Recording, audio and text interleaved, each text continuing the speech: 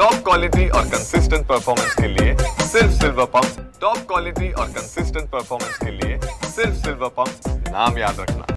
ग्रामविकास मंत्री जयकुमार गोरे आता आपल्या सोबत आहेत। सर, लाडकी बहिणी योजनेमुळे ज्या पद्धतीने सरकारच्या तिजोरीवरती ताण पडल्याचं बोललं जातं आणि त्यामुळेच काही विकास कामांना त्याच्या निधीला सुद्धा कात्री लावल्याचं बोललं जात आहे, काय नेमकं वास्तव आहे?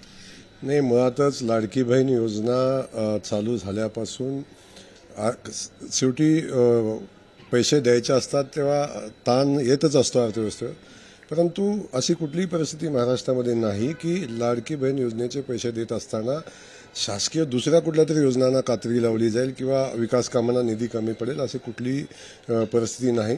खास करून आता नियोजनाच्या संदर्भात मार्चच्या बजेटच्या अगोदर आमची सन्माननीय अर्थमंत्री महोदयांसोबत बैठकही झाल्या, त्यामध्ये नियोजन समितीचा 100% निधी देण्याचे त्यांनी सांगितलेलं आहे। त्यापैकी जवळजवळ 60% निधी पोहोचला आणि बाकीचाही पोहोचतोय। राज्यामध्ये विरोधकांनी तयार केलेलं हे एक नेरेटिव्ह आहे, असं कुठेही घडत नाही।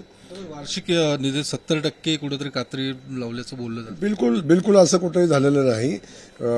100% जे विकास कामं मंजूर केलेली आहेत किंवा जो आराखडा प्लॅनिंग कमिटीचा होता तो त्या अनुषंगाने त्याला निधी उपलब्ध होतोय आणि ती 100% कामे होत आहेत।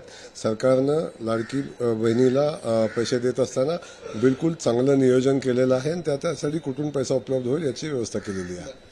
दुसरा एक सर प्रश्न की रामराजे निंबाळकर जे आहेत त्यांचे बंधू संजीवराजे निंबाळकर यांच्या घरावरती आयकर विभागाचे छापे पडले होते आणि त्यानंतर रामराजेंचं एक स्टेटमेंट जे स्टेटस होतं ते व्हायरल झालं होतं।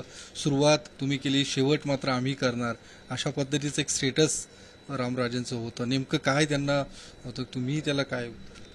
नाही, मुळात आता त्यांनी काय लिहावं हा त्यांचा विषय आहे, पण आता नियतीनं त्यांचा शेवट केलेला आहे, त्यामुळे आता बाकी काय जास्त बोलावं असं मला वाटत नाही।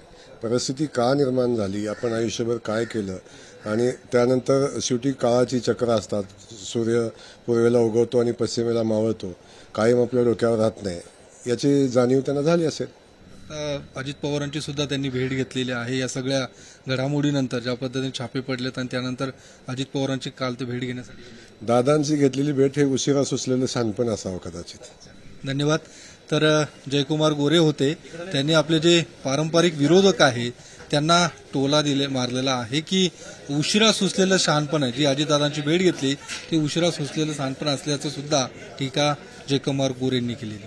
कॅमेरामन विशाल सम, योगेश बोरसे, TV9 मराठी, पुणे।